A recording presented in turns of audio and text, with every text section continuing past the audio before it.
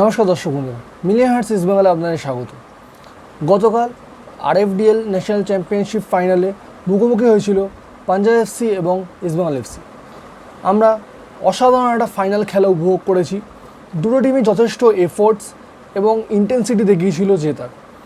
দুর্ভাগ্যবশত আমরা অর্থাৎ ইস্ট বেঙ্গল এফসি সেই খেলায় পরাজিত হয় পাঞ্জাব এফসির কাছে 3-2 গোলে। ম্যাচ শুরুতে প্রথমেই পাঞ্জাব এফসি গোল স্কোর করে দেয় ইস্ট বেঙ্গল এগেনস্টে। গোল স্কোরার ওমাং 10 মিনিটের মাথায় ইস্ট বেঙ্গল এগেনস্টে গোল করে। তবে ফার্স্ট হাফ শেষ হওয়ার আগেই 42 মিনিটে ইস্ট বেঙ্গলকে সমতায় ফিরিয়ে আনে গুইতে। বিষ্ণুর পাস থেকে অসাধারণ একটা শট মেরে গুইতে গোল করে। টপ কর্নার দিয়ে বলটা ঢোকে, খুব সুন্দর লেগেছিল গোলটা।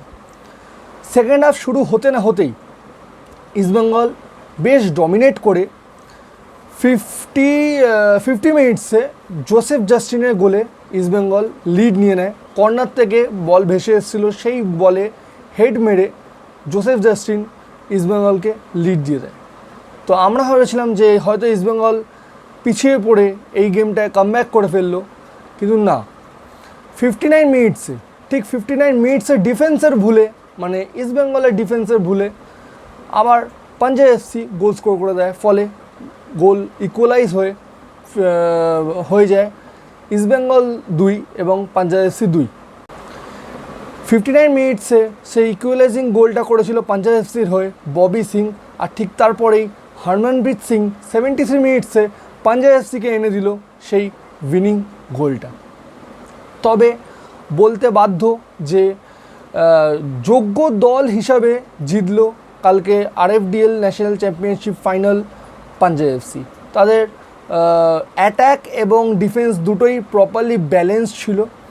ইস্টবেঙ্গলে অবশ্যই টিম বিল্ড আপ বা বল বিল্ড আপ যাই হোক, মাঝমাঠ দিয়ে বল অপারেট করা যথেষ্ট ভালো ছিল, কিন্তু ইস্টবেঙ্গলের ডিফেন্স ভোগালো ইস্টবেঙ্গলকে আবার সেই ইস্টবেঙ্গলের ডিফেন্স। তবে আমি আশা রাখি এই ইস্টবেঙ্গলের ডিফেন্স, মানে জুনিয়র টিমের যে ইস্টবেঙ্গলের ডিফেন্স, এরা এই ভুল থেকেই শিখে আবার মানে ফিউচারে এরা আরও ভালো ফলাফল দেবে টিমকে। কারণ কি এরাই হচ্ছে আমাদের সিনিয়র টিমের সাপ্লাই লাইন। ফলে আমার এদের ওপর বিশ্বাস আছে যে এরা এই লিগ থেকে যেসব মানে যারা ভুল করেছে তারা সেই ভুলগুলো সংশোধন করে আবার ফিরে আসবে।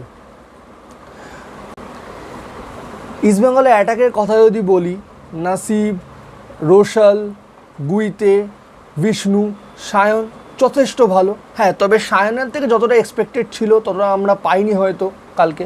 কিন্তু এই লিগটা তো শেখার লিগ, এরা সবাই আন্ডার 23 প্লেয়ার।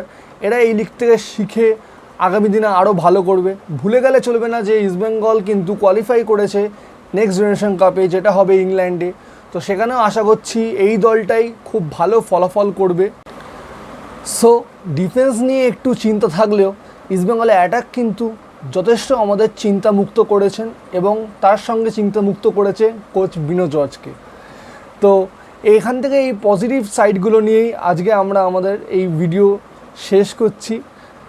আমাদের ফেসবুক পেজটা ফলো করবেন এবং আমাদের ইউটিউব চ্যানেলটা সাবস্ক্রাইব করবেন। ধন্যবাদ।